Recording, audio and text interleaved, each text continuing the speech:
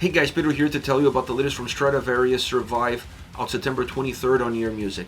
The album has 11 tracks, 58 minutes in length, and this is the band's 16th full-length studio record. They are a Finnish power metal band. You know you're listening to a good album when you lose track of time. This record is 58 minutes in length, and it doesn't feel like you're listening to it for more than 30. This is a result of a great design and a result of a great sound experience. From a design point of view, the album has constant ebbs and flows. It's a record that doesn't stay linear, that's always changing, that's always evolving. And the quality of the individual songs permeates throughout the entire collective. So the album is engaging in two different fronts. And it's engaging as far as the individual songs are concerned, it's engaging as far as the memory that you take away from the overall experience. From a sonic experience, from a soundscape point of view, this album has great quality. The production is phenomenal. Not that I was expecting anything less. But the main core point that I took away from this record is how well the keyboards and guitars work with one another. You have so much movement between them. There's songs that are led by the keyboard sound. There are songs that are led by the guitars. But even in the songs that are led by the keyboards, you still feel like the guitars are actually leading. So when you get to the end of the record, this feels like a guitar-driven album when it's not necessarily the case across each and every single song. But the way those two elements interact with one another almost makes it feel seamless. It's very hard to tell where one ends and where the next one starts. So this ability to merge these two different elements, to merge these two different worlds, get the best out of both of them, really allows for the sound to be excellent, to have an excellent experience for the listener, to sound crisp, to sound clean, to sound driven, to sound melodic, and still powerful. Because this is not a thick sounding record. And I think if this album was very thick in its volume, in its heaviness, or I should say in its power, it would be a lot harder to merge these two worlds together, would be a lot harder to balance what you're going to get out of the keyboards and what you're going to get out of the guitars. So you have to keep the sound as thin as you can, you have to keep the sound as driven, as melodic as you can, pull the power in it, but from the momentum that the songs have, not necessarily from what they're carrying. This is the formula that this album offers, using these two elements not as two cornerstones, but as one merged pillar that becomes the center and focus and nucleus of everything sound-wise on this album. And this is not to take anything away from the drums or bass, because they also play an important role. And their role is not to necessarily get in the way of everything that is happening. Moving a little bit more into the background, adjusting themselves in order to fill in the gaps, in order to create some texture, in order to create some substance, but not allowing that texture and substance to become thickness. That is the goal of this entire album. To be clear, to be clean, to be driven, to be linear, to be as concise as possible. It feels that way, it comes across that way, and it has an incredible impact in the overall playability and how memorable it becomes, once again, on the individual song perspective, but also as far as the collective is concerned. Once you move into the vocals, Timo is phenomenal, but everything around the vocals is phenomenal on this record. This is an album that has a lot of movement within the songs from song to song. So you don't want a one-size-fits-all approach, and that's definitely not what you're going to get on this record. I like the choirs, I like the backing vocals, I like the layers, I like some of the electronic elements that they added to the vocals. Everything added value to the songs, to the song construction, and then to the vocal performance.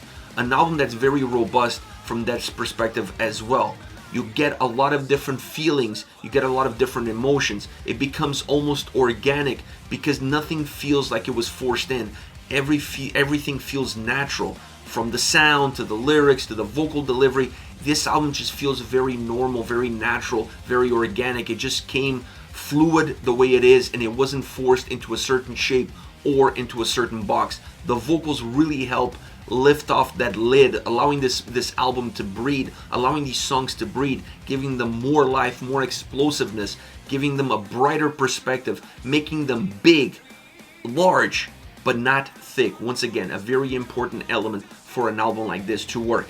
All around, one of the best power metal albums of 2022. A genre that, in my opinion, really needed something like this. Two bands this year within this genre, or close enough to this genre, you should say, are releasing albums that are going to have a long-lasting impact. Blind Guardian being one, and now Stratovarius being the other. these two albums are in a category of their own, if you will. This is a phenomenal record. These guys proved how you can create a power metal album using a lot of keyboards, but still keeping the power intact in terms of how the guitars drive the experience, how they merge with everything else, and not necessarily falling victims of just having a one size and a one element alone that creates the movement within the record and the movement with the record all around. As far as favorite songs are concerned, I want to start off with Demand. This is my favorite track on the album. The guitars have so much power, so much driven, they have so much force, and then the keys add depth to their sound and increase also the melodic content that the song offers. The vocals lead the track. They are in the forefront, and this is something that's true of this song, and it's true on almost every single song that this record gives. The chorus is an absolute monster, one of the catchiest chorus that this album offers. The vocals sound phenomenal, they have depth, they have strength, they add depth and strength to the sound, and the sound itself leads its way in order for the vocals to really come into the forefront and have the power that they need to have in order for the song to not be uniform vocally, but have the right impact at the right times. The solo sections fit this song like a glove because they give the track the energy, the brightness that the song already had it. They just emphasize it a little bit more and they make it a little bit more noticeable. When you bring all of these elements together, you have a power metal banger through and through. Next you have We Are Not Alone. This is a song that uses the keys at the beginning to really shape the sound and experience, and I thought, okay, they're going to be there at the beginning and then they're going to die out and it's going to be driven by the guitars. But no, that was not the case. The keys on this track really are the drivers of the experience. You're still going to get the guitars coming in and sometimes almost in unison drive the song forward, but you always feel like the emphasis of this track is definitely more on the keys than it is on the guitars. The dynamic between the two, the movement between the two is what pushes the song forward, is what gives the song power without necessarily making the song heavy. This is not just a key factor on this track, it's really a key factor throughout the entire album. And then the verses build. This song allows the verses to build towards the chorus, and then it allows the chorus to be bombastic on both fronts, musically and vocally, and allows itself to come kind of full circle. It's a song that has a lot of different elements, that has a lot of different momentums, but they all come as the right step as you move forward, and that makes the song feel very strong across every single piece that it offers. Last but not least, Before the Fall, vocally, the way this track opens up really makes you feel like you're listening to an anthem because it starts off with a choir. Now, I love the fact that they open up with a choir. They don't bring the choir back until the end of the song. This gives you a sense of going full circle. It rounds up the track perfectly. You're not just using an element to start off the track to give a sense of to create a certain vibe within the song. You bring it all the way to the end to complete that feeling, to complete the sense of continuity that the song has, and really allowing the song to not have necessarily a middle, beginning, and end, because everything just feels completely rounded within it.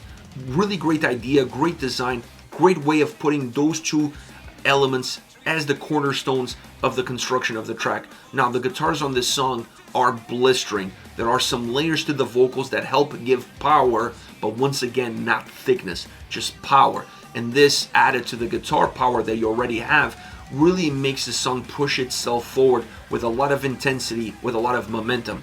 The solo section is over the top, and you need an over the top solo section for a song that all around is over the top. I mean, this is a metal anthem. The choirs obviously help define it as an anthem, but the way the song moves, the way the chorus becomes explosive, and the solo section that it has, everything makes this an epic track all around, construction, musically, and then vocally delivered. This is it, Stratovarius with Survive, out September 23rd on Ear Music. Let me know your thoughts on the band, on the singles. Use the comment section below. I'll be reading those and getting back to you. Take care, guys.